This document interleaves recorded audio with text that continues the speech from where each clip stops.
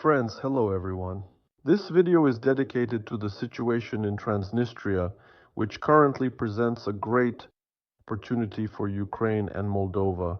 As you know, after Ukraine stopped the transit of Russian gas through its territory following the end of the contract with Gazprom, an energy crisis began in Transnistria, which is becoming increasingly severe. And the question arises, how can it be resolved? Naturally, it should be resolved in a way that benefits both Moldova and Ukraine, and in a broader context, Romania as well. And the question arises, how can it be resolved? And naturally, it must be resolved in such a way that both Moldova and Ukraine, and in a broader context, Romania, benefit from it. So, after yesterday's broadcast with Sergei Makogon, which was dedicated to gas, and I advise you all to watch it, experts responded to what he said there and suggested to me this interesting scheme. We're talking about the fact that Ukraine currently has a surplus of coal, if I'm not mistaken, around 3 million tons. After Russia struck Ukrainian energy facilities, several thermal blocks simply stopped operating because they were damaged. As a result, this surplus of coal has emerged.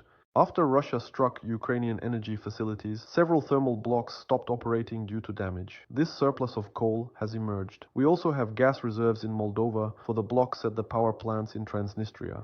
As a result, surplus of coal has emerged.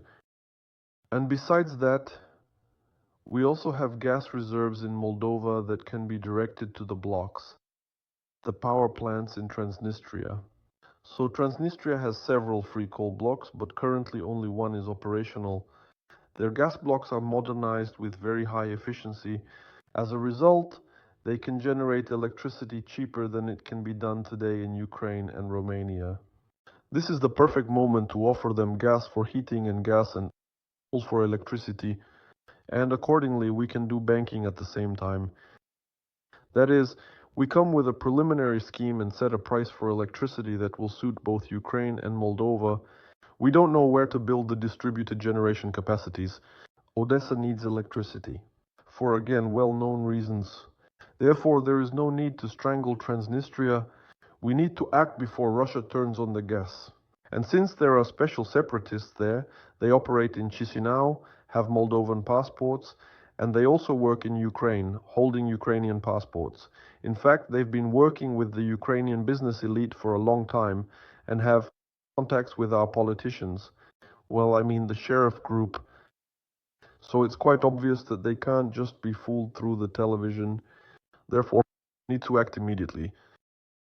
We have enough gas in Ukraine and Moldova for about 200-300 megawatts easily, and it will be hard to counter this advantage because we are essentially offering a solution to the problem that the entire population of Transnistria is currently facing. This gas should only be provided for the people, not for the factories. Take the remainder for covering their own needs. I'm sure that the sheriff won't refuse such a deal because he needs a way out of the situation, and this scheme will satisfy everyone and strengthen the positions of Ukraine, Moldova, and Romania. Ideally, Ukrainians, Romanians, and Moldovans should all get involved in this business so that everyone has their share, and then the fate of Transnistria will be tied to common economic interests. Without the logistics of Transnistria, Russia will be pushed out of there by a new economic reality. There it will also be possible to build wind and solar power plants in addition to the existing energy system and be guaranteed to make profit. After all, the advantage of Transnistria is that missiles do not fly there and the logistical distance is very short. And accordingly, if these solar and wind power plants are built, then Transnistria will be able to easily produce about 0.5 gigawatts of electricity in the summer, which will be taken by Romania, Ukraine, and Moldova, and accordingly, then the Russians will simply come to an end, because any economic base on which they can parasitize and create threats to us will disappear. Experts say that providing gas is the easiest thing. It's a matter of one day. And payment is a question. And for heat, they need a little.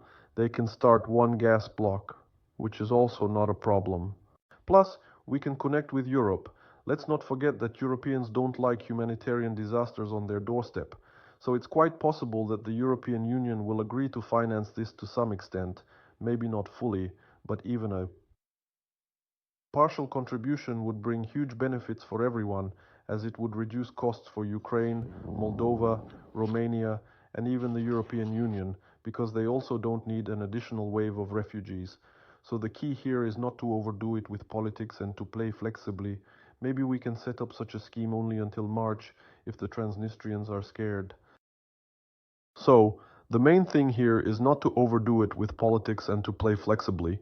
Maybe we can set up such a scheme only until March if the Transnistrians are scared, and according to our gas prices, it could work out.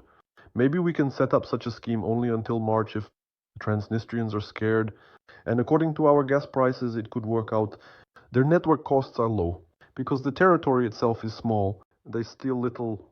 The rates for people will need to be raised as a disciplinary measure for electricity and heating, but not by much. Let the Transnistrians help the poor themselves. But the solution, as I see it, would be ideal. It would be ideal for everyone, and it would create a new economic and political reality in the region, and Russia could be pushed out of there without military measures, without unnecessary hysteria, and without excessive tension, just by taking advantage of the current situation, and Russia could be pushed out of there without military measures, without unnecessary hysteria, and without excessive tension, just by taking advantage of the situation that has developed at the moment. So let's spread this video as much as possible and share it with your friends and family so that our bank sees it and maybe makes decisions more quickly. I also do it in Telegram, on Facebook, so if you are subscribed to me, here are links to my accounts.